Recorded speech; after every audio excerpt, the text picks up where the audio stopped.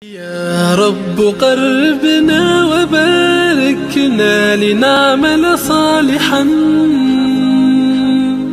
في يدي رسالة التغيير. Pertanyaannya seperti ini, Ustaz Lukman, bagaimana kalau ada gangguan jin? Sudah berkali-kali di ruqyah syariah, tapi jinnya susah keluar.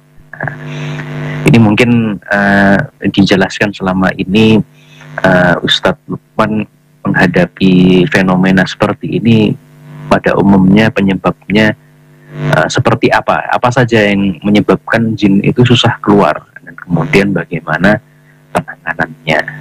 Baik, kami persilahkan pada Ustadz Lukman.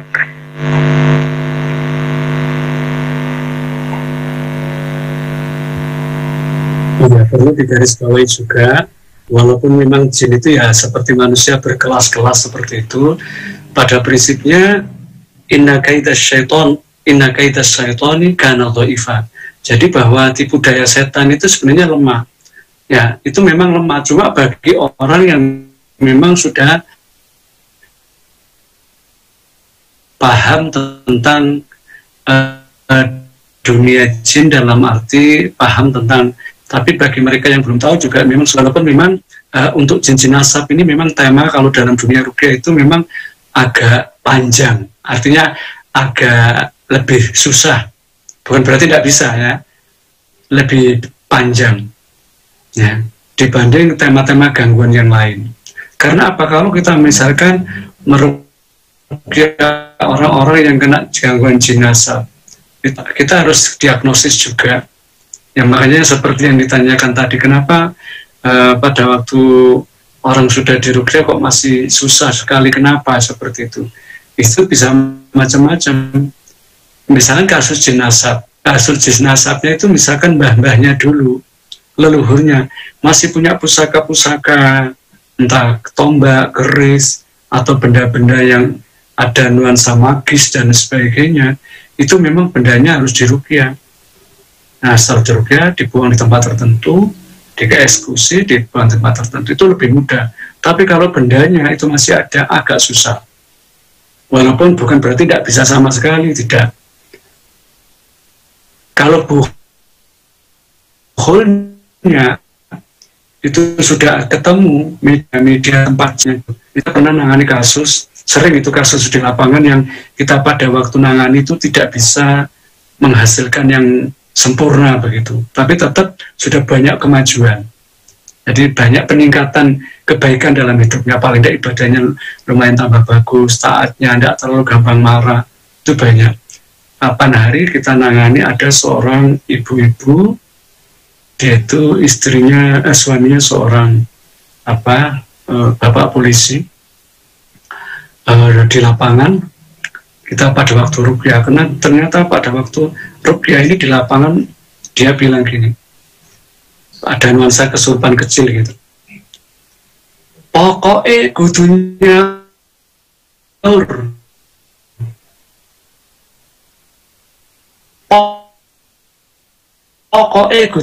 kalau baru melunasi. Nah, apa ini? Saya tanya, melunasi apa? Apa ini, ibu ini punya utang sama tetangga, teman kerja atau apa? Harus melunasi. Bilangnya gitu sama jin yang di dalam. Terus saya paham, ya sudah saya paham. Maksudnya melunasi, kan melunasi yang leluhurnya. Iya. Karena dulu bapaknya pernah kolaborasi dengan saya. Saya diminta untuk begini.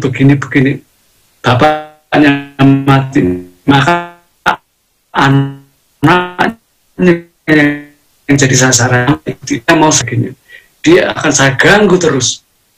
Masya Allah, terus orangnya sadar, kita tanya, mbaknya punya nggak pusaka-pusaka?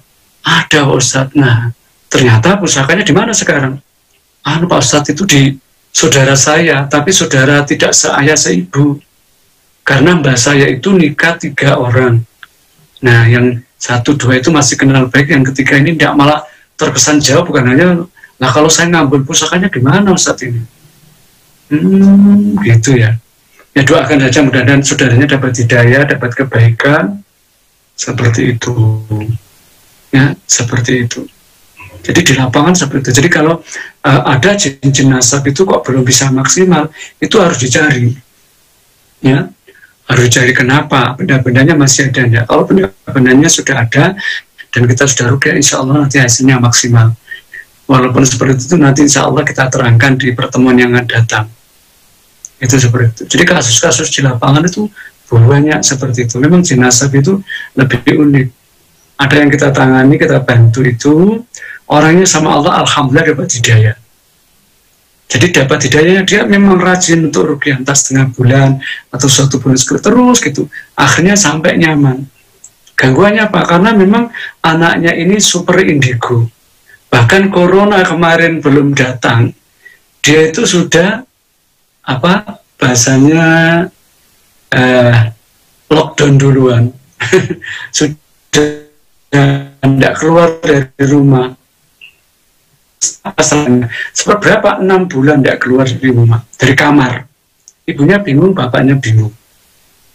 Ternyata kita tangani ada jin nasab. Jadi indigonya sampai seperti itu. Setelah dia sadar, alhamdulillah setelah datang ibunya sama bapaknya kita bantu rukyah. Kenapa? Karena pada waktu anak tidak nyaman itu tidak bisa jalan. Kalau ada apalagi anak belum balik, anak masih kecil, kalau ada gangguan itu mesti cenderung yang berpengaruh itu karena dari bapak ibunya bermasalah. Nah ternyata benar bapak ibunya itu dari keduanya itu dari jalur ke atas itu masya Allah pusakanya banyak. Kita diserahkan ke kita. Terus kemudian dari pengobatan yang tidak syar'i, yang ke dukun-dukun dan sebagainya itu kita tanya satu-satu sudah pernah berobat kemana saja yang selain medis, selain dokter, selain herbal. Ini Pak Ustadz sudah berobat ke dikasih apa? Dikasih ini, dikasih. Nah itu harus dijelaskan. Kenapa? Pada waktu nanti kita merukyah itu jin-jin yang masuk dari pengobatan tidak syar'i kita minta dikeluarkan sama Allah. Jadi seperti itu akhirnya Rasul. Jadi rukyah kita itu rukyah cenderung ilmiah. Jadi pada waktu kita merukyah itu kita tanya gangguannya dari mana. Pernah nggak berobat di tempat-tempat yang syar'i? Misalkan ada, ya itu kita keluarkan juga. Makanya benar katanya akhirnya Rasul tadi. Apa bisa Ustaz ada gangguan jin itu yang dari sini? Benar. Ya. Yang tadi ada jin nasab. Terus kemudian berobat tidak syar'i. Terus kena sihir. Waduh sudah berapa ini? Nah itu temanya harus kalau rukyah itu jangan dibayangkan bahwa rukyah itu langsung apa itu tidak temanya. Nah dengan diagnosis itu nanti bisa satu-satu, ayo keluar karena Allah yang dari ini, yang pengobatan enggak syar'i dari ini keluar. Jadi jangan dibayangkan setiap kita membaca rukyah itu langsung jinnya itu keluar semua, enggak bisa. Jadi keluarnya itu ya sedikit tapi jelas. Kalau rukyah malah keluar semua, yang keluar yang mana? Ya. Jin itu pada waktu terdeteksi lewat taskhis atau diagnosis dia sudah gini sudah oleng di dalam tubuh panas dan sebagainya. Aduh konangan ketahuan aku ya. Kalau sudah seperti itu tinggal manggil saja. Ayo yang dari pengobatan Pak Fulan ini yang pakai media misalkan pengobatan dari telur yang ngasih tulisan-tulisan terus dioles-oleskan. Ayo keluar Allah satu keluar. Terus saya diberi pengobatan dari Pak ini yang pakai apa itu minum kemudian ditaruh di gelas terus kemudian dikasih keris itu ayo keluar karena Allah. Nah gitu. Kalau rukyahnya nggak jelas jadi kira malah kalau rukyahnya nggak paham ya malah bingung munting nggak karu-karuan. Nah seperti itu kalau gangguannya banyak.